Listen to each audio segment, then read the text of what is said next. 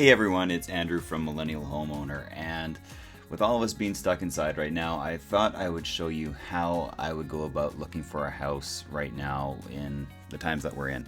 So this is how I would go about looking for a house in a particular area. Now, first of all, you need to know what area you're looking in. So all I've done here is I've gone to Zillow.com and I'm just taking a look at one area that I kind of know a little bit about and that I'd be interested in buying a house in. So the first thing you would do is you'd go in, you'd put your location. You can see here it'll bring up all the houses in Stone Mountain, Georgia, where I'm looking. You can pick for sale, for rent, sold. We're just going to look at the for sale ones. There's a drop down option, and you can pick a whole bunch of different things. We'll keep it simple. We'll just look at what's for sale right now. Then what we would do is we would go and pick our price range. I just went from 200 to 300,000, so to cast a wide net. Minimum bedrooms and bathrooms. You can do an exact match. You can do 2 plus. I just did 2 plus 1. Ideally, I'd like to have probably 3 bathrooms and 2 bedrooms, and I can click on that and narrow it down if I want. It's nice and easy. And then you can do home type, and you can click off. So I don't really want apartments. I'm not looking for a condo. Manufactured, sure. Really not looking for lots and lands or townhomes or multifamily. I'm kind of just looking for a house in this example. Now, the next thing you would do is you can even do more searches. You can change anything in here. You can do your HOA fee. So if you I don't want to be in part of an HOA, so that kind of gets rid of that. You can pick square feet, lot size, parking spots. Since we're in Atlanta, I'm going to want to have AC. That's going to be a real big important thing for me come summertime. Now, what Zillow is going to give me is a whole bunch of selections here. And if I want to go in closer, I can do that and it'll change the houses. But let's just go back out and cast a bit of a wider net. Now, what I would do in here is I'd start looking for houses that have days on Zillow. You can see this one here had a price cut back in on January 28th for $5,000. This first one here kind of grabs my attention. It's a nice looking house. It's been on the market for 30 days, so given what's going on with everything, it's got a nice square footage, definitely more beds and baths than what I wanted, so that's a plus. So what I would do is just pick a house and click on it. And then what that's going to give me is a whole bunch of new information. It gives me where it's located, the street view I can click on, and then I can go through like a little tour. So this is what I would be thinking of as I walk through this house. So first of all, it looks like there was something in the yard here. The grass looks different, whether they tore up the garden. You can kind of see through here. It looks like they've replaced stuff. Whether that's because something had to be dug up or there's a foundation issue, who knows? But it's just something that I catch right away. The shingles look a little bit older from this picture. It just might not be a great resolution, but we can kind of see here. It might just be the resolution of the photo. We're not entirely sure, but I'd make note that that's something that I would want to talk about at a later date. Then I go to the side view, and basically what I would do here is I'm going through each photo and I'm kind of looking for things. You can see here there's no real windows on the side. Probably the neighbors are pretty close, I'm guessing. The house said it was built in 94, I think I saw somewhere, so that's good to know too. I mean, it's, the house is 25, 26 years old now, so it's a weathered house, but it doesn't look bad, which is really good. So I would just kind of go through the photos first. So this photo looks to be very telling, and I'll just click through a few more to kind of see. Yeah, that's what I thought. No one's living in this house. So that tells me a couple of things. It tells me that the people that own it either bought it and flipped it, which we can look into a little more and find out. It also tells me that they're probably sitting on a second mortgage right now. So they have to be living somewhere else, whether they're a company that buys houses and flips them in the area, or they're just a family that bought a house, moved out of the area, moved out of this house, and are trying to sell it now we're kind of seeing that, okay, there might be some buyer incentive for them to move this house a little faster. And considering it's listed for 218,000, I should be able to get some price movement on it now that it's been sitting for this long. All right. Another thing I'd be looking at is kind of picking up the carpet here. The trim looks okay. Looks like there's a little gap here. Um, as I'm going through, the house looks in the photos looks nice. The carpet's freshly like they've done their best to make it look good. Don't know what this is here. Maybe just a piece of mail or something else, but it's off centered. I would have taken that out of the pictures I was doing it personally, but because you want your house to show the nicest. You can see what you'd be looking at across the. Sorry. You can look at what you're seeing across the way as you go through. It's got nice windows here. It's got the window dressings, nice step ceiling. To me, this looks like it's a pretty nice house. As far as my tastes go, I like it. I like the stairs up there. They've got the nice fireplace, the high vaulted ceilings, the fans. Like it's looks good. You can see here it's got some nice tile. Looks like granite countertops. We would have to double check in the listing if that actually is granite or if it's some sort of formica or something else. Kitchen looks to be okay from this side. I'm sure that we'll have a better picture of the kitchen right here. These appliances look really big, but I'm thinking this is a wide angle lens because these tiles kind of look like they're disproportioned. Maybe they're long rectangular, but you can see here they look a little more square, and here they look a little wider. So if just get in mind that this is a wide angle shot, so it's probably making the kitchen look a lot bigger than it actually is when you get there. Counter space has got the dual sink. Counters look nice. The cabinets look like they're in good shape, which is what you would want to see. The lighting looks good. It's nice and bright in this house. They've got all the nice light colors to appeal to people. Got some lighting over the sink, which is really, really nice. Um, Keep going through. It's a shot of the bathroom. This looks like it would be a master bedroom. It's got the nice fan. I would imagine this is upstairs. Nice. I love the ceilings on this. Nice windows. Looks like there's an ensuite here, so you see inside the ensuite they've got the shower, the bath. Looks like the closet might be over there, or it might be a joined bathroom with another bedroom. And that's what you do. You kind of just go through it the first time, and you pick stuff out that you like. And really, what you're doing here is that you're finding a reason not to like it. So if you're coming through this and you're looking and you're like, you know what, I really don't like the tile.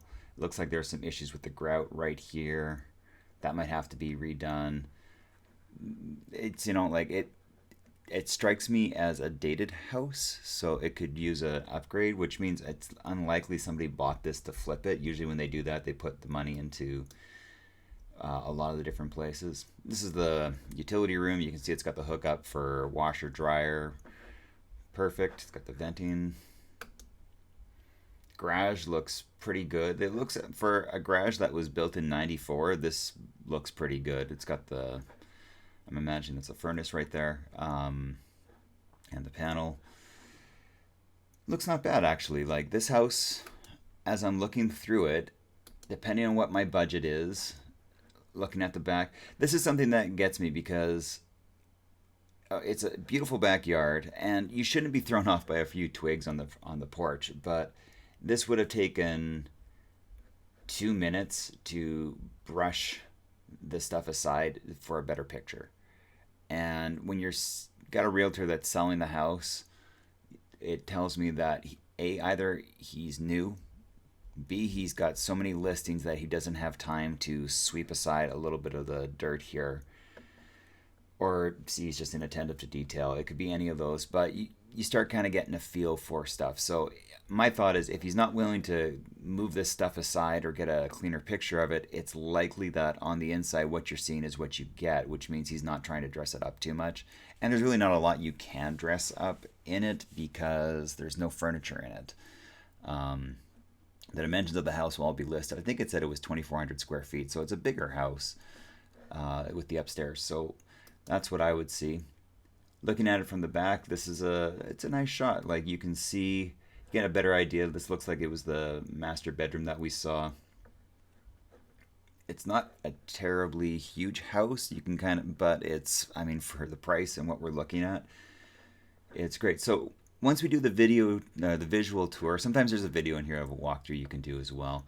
But once you're done with this, you kind of decide, okay, am I gonna keep looking into this house, or do I just like it enough to just kind of walk?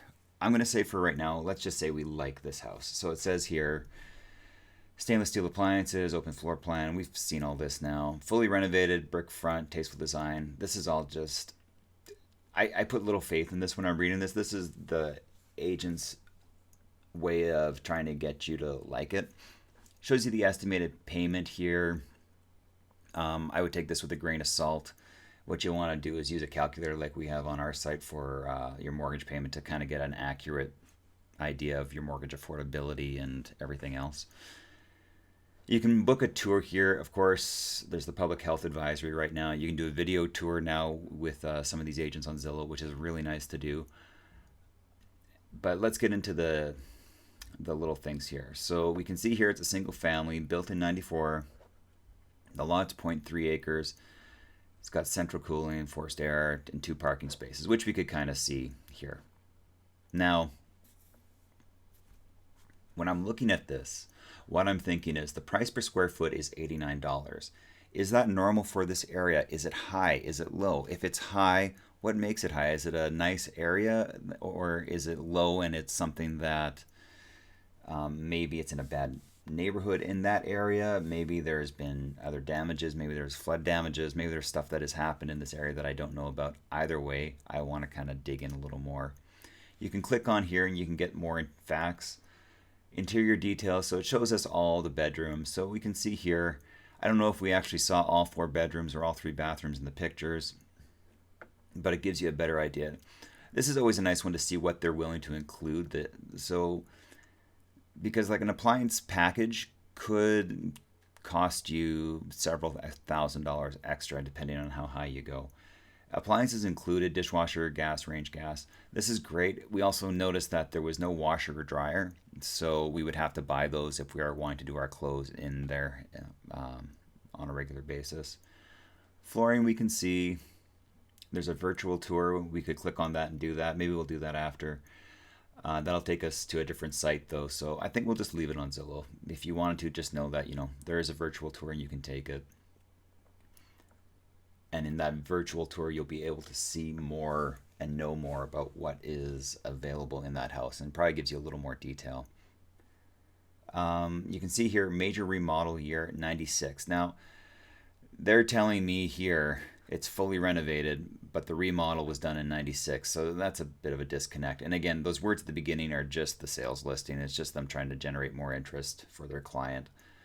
So, like I said, I put no faith in that. New construction, no. Year built, 94. All good stuff. You can see it's got public sewer, utilities, internet, and TV, no data. So that you just might want to make sure you're getting internet. Most communities have it one way or another, and you might have to do a satellite, but that is just something you want to make sure that it's available to you. HOA, great. We can see the annual tax amount is $3,700, and the assessed value. A lot of people get worked up about this, and they'll think like, well, if the assessed value is 183 and they're selling it for 218, am I overpaying by $30,000? Usually the answer is no. Tax assessments are usually lower than what the house is selling for. It's been my experience that tax assessments are usually a few years behind, if not several years behind, the pricing of the house, and that's just how it goes. So here you can see the MLS ID if you want to look at it. You can see all these other features, what year that tax year is based on, the school, what the elementary school is, if there's common walls, if you're looking for like at a side-by-side. Energy efficient, home warranty, there's nothing. So these are just all more details of the house. I'm not going to go through every one of them, but kind of gives you a better idea for you to dig down and find more about this house. You can click on the data sources too if you want to see more. Now, this is Zillow's estimate, and what this shows us is what the price they're asking for is and what their estimated sales range is. And you can see here that we're kind of right in the middle of it. This house is 218. The average for the zip code is 225, and in Stone Mountain the average price is 176. Now, these numbers are good to know for sure, but at the same time, if you know the area, you'll probably know that there's some probably, if you're going with a bigger area like a city like Stone Mountain or a town like Stone Mountain, there's going to be areas that are really nice and areas that are not so nice and some in between. It's your job to know where this house is. Is Harbor Glen, Stone Mountain, Georgia on a good street, a bad street, or kind of an in-between street? And that's going to reflect part of your due diligence as you're researching this. Now, this is the part that I really, really like on Zillow, is the price and tax history. So here you can see it was listed, it's back on market. It had a pending sale for 218. So somebody had offered it. But you can see here it was up for sale here. It was pending sale, and then it's back on market. So something fell through with this, and given what's happened, everything around this time, the time I'm recording this, there is the COVID-19 stuff going on. So financing and everything has just kind of gotten a little crazy right now. But it's just something to know. So they listed it. Within 17 days, there was a pending sale, and then they put it back on the market a couple days later. So something fell through. That could be a cue of something bad that happened, or it could be something that just isn't completely indifferent. But it's just good to know. You can see here that it was listed for rent in November of 18, and that was the rent that it was going at.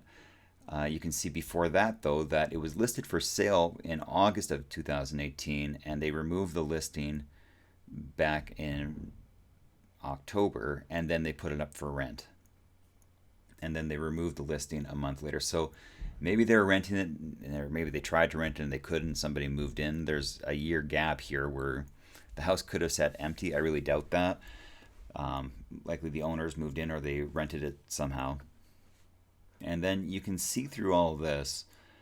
If you click on it, there's more price history. So you can see here they tried it for $250, didn't sell it. You can see back here it did sell for $170. So somebody bought this in April of 2018 and then tried to flip it for $250. And then that didn't work, so they lowered it. And then they took it off the market. Then they tried renting it. So it's possible that these people, looking at this, you can see it sold for $221, and then a couple months later it sold for $175. And so you can see here the prices jumped around a lot. It originally was built and sold for $162.